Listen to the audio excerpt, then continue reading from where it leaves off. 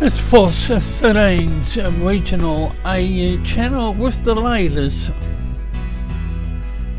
on the flood emergency, which is now in place down across parts of Victoria. It's not good news for many thousands of residents across Tasmania and Victoria, and the Victorian Premier hasn't ruled out declaring a state of emergency in response to the flood emergency.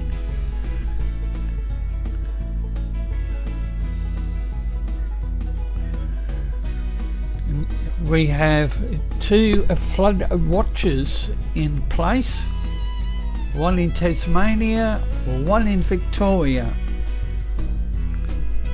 and many flood warnings.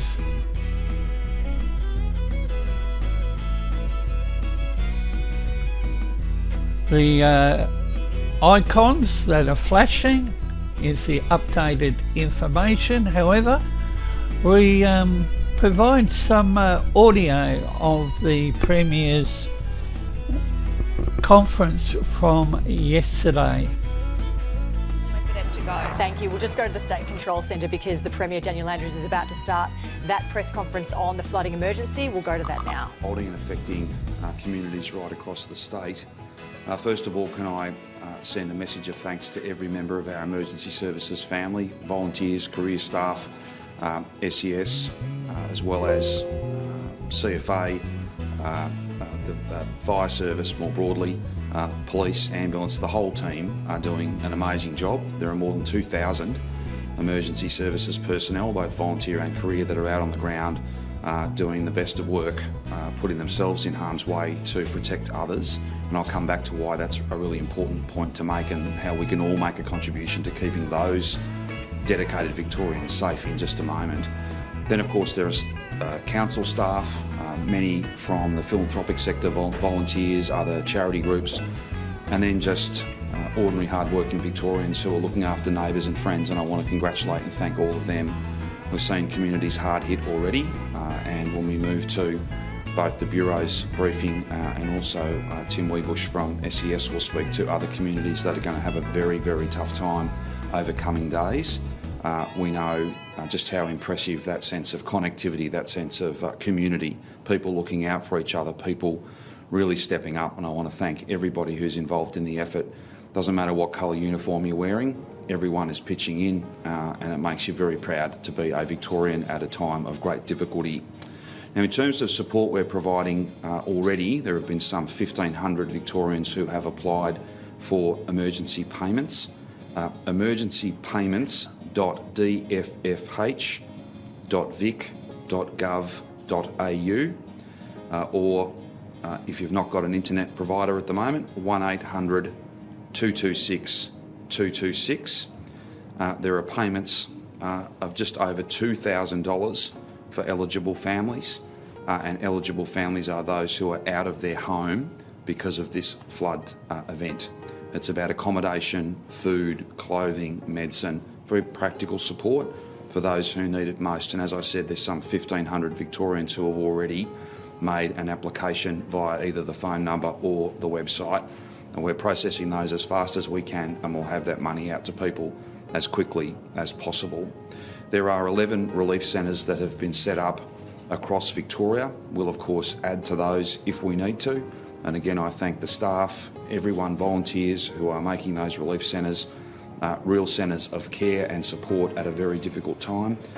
Website has all the details, the physical addresses of all of those, and as I said, we will add to those number of relief centres.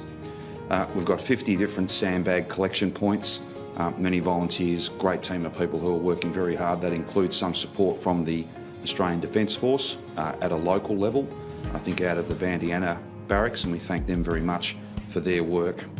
In terms of some other headline numbers, if you like, my most recent update, there's some 4,700 homes that are without power. The largest single group amongst that is Apollo Bay at about 1,500 homes. Everyone's working as hard as they possibly can to reconnect those homes. I think the Apollo Bay event is probably more related to wind rather than water. The rest of that 4,700 are made up of much smaller communities, so I won't go through a full list, but those communities, rest assured we are working as fast and as hard as we can to reconnect you to power. We still are of the view that there's about 500 homes that have been inundated. There are another 500 homes at least that have been isolated. So when I say homes, properties, maybe more than just a house, maybe in terms of farmland, much bigger parcels of land, but 500 that have got water above the floorboards, and also another 500 that are cut off because of this flood event. That number will definitely grow. We have choppers in the air at the moment making damage assessments, flood impact assessments, that they're fed back in real time.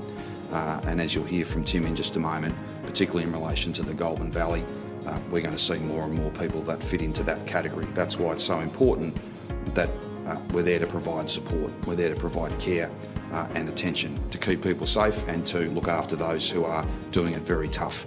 We'll move to that clean-up phase, the recovery phase at a later point, but this event has obviously well and truly started and will run for a number of days. We won't see peak levels of flood water for quite a while. And of course there is then the other issue of rain events that are forecast in coming weeks. And of course the ground was already sodden before this last couple of days of record rainfall. We know that even moderate rain events over coming weeks will present a real challenge for us as well. So this is with us for a while yet. That's why the preparations, and I want to congratulate Tim, Andrew, the whole team, the work that's been done to work with communities, tens of thousands of different discussions, important one-on-one conversations, forums, handing out material at shows and all sorts of other public events that has served, I think, these now flood-affected communities very well.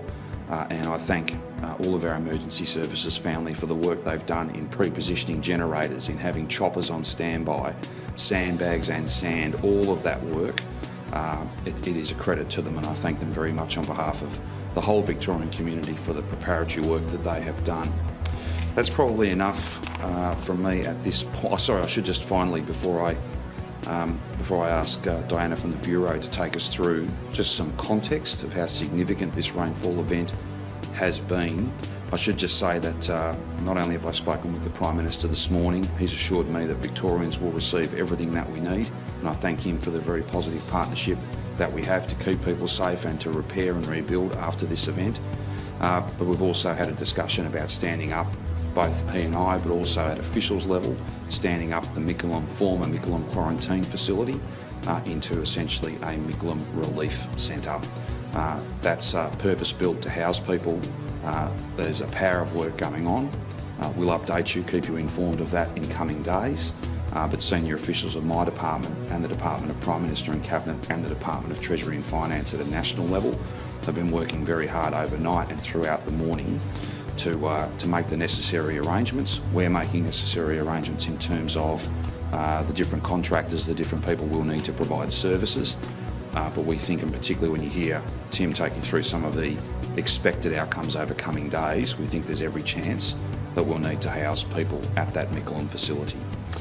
Just finally, because I really can't say this enough, two things. Thank you to everyone who is doing such important work. We're very, very grateful to you. And again, it's many people wearing a uniform and many people who don't. Just that sense of people looking out for each other. It should be a great point of pride for every single Victorian to know that we always come together whenever things are difficult, whenever times are tough. And I thank everybody who's making that important contribution. Finally, please do not drive into floodwater. We have had more than 200 rescues, and many of those could have been prevented. And the key point here is it's very dangerous for you, and it's also very dangerous for the emergency services volunteer or career member, that first responder, to come and rescue you. And while you're being rescued, somebody else can't get the support that they need or may have to wait longer. So please don't play in floodwater, and please, we can only request, we can only ask, please don't drive into floodwater. It is incredibly dangerous for you and everybody involved. I'll now ask Diana Eadie from the Bureau of Meteorology to speak to you, then Tim Weebush, and then we're happy to take any questions. Of course, I'm here with the Minister and Commissioner Crisp. Diana.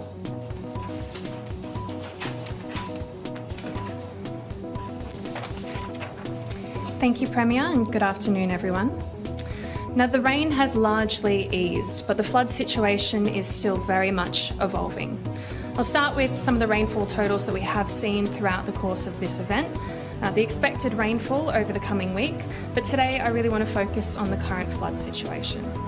Starting with the rainfall over the course of this event, the severe weather warning has now been cancelled for heavy rain and damaging winds. Event totals that we've seen over the last few days: 224 millimetres at Strathbogie North, 212 at Charnwood, both near Euroa, 171 millimetres across the Central Highlands at Avalon Station, and 166 millimetres at Seymour. Now, this rain has largely eased, but as I mentioned, very much still a dangerous flood event. I'm going to run you through the current major flood warnings that are in place and a focus on some of the key areas that are of particular concern at the moment. So starting with the current major flood warnings that we do have, I just want to note that we do have other warnings in place as well, so please make sure that you're checking the Bureau's website to see what flood warnings are currently in place for your area. Major flood warnings are currently in place for the Murray River, the Avoca, the Barwon, the Broken, the Campaspe, the Goulburn River, the Loddon River, Maribyrnong, Ovens and Kings, Severn and Castle Creeks, the Wimmera, Emu Creek, and also more recently major flood warnings have been issued for the Werribee River and the Yarra River. Now I just want to focus on a few of those that are of particular concern. We'll start with the Murray. Barham could see major levels around Thursday. Looking at the Avoca, we'll see a peak tomorrow at Charlton Town at the major level. Along the Broken River, we're looking at Benalla, which is peaking around major right now. We're also seeing major levels around KC Weir, and we could see Orville reach the major level overnight tonight. Along the Campaspe River, Barnadown has now likely peaked, but we're seeing major flood levels at Rochester Town, and we could also see major levels at Echuca on Saturday. Looking at the Goulburn River, 12 metres is forecast at Shepparton on Tuesday, and Seymour saw record flood levels at around 3 a.m. this morning of 8.26 metres. For the King River, there's the potential that we could see major flooding at Wangaratta as well, so we're encouraging the community to keep up to date with the latest forecast and warning there. Along Severn and Castle Creeks, so the Severn Creeks, Euroa has likely peaked or is around major level right now. We're expecting that to drop below the major level today. The next area along that area is the Kialla West, so we could potentially see that getting to the major level. For Mount Emu Creek, of particular concern is Skipton, where we could see river levels reach 5.7 metres this evening, which is at the major level.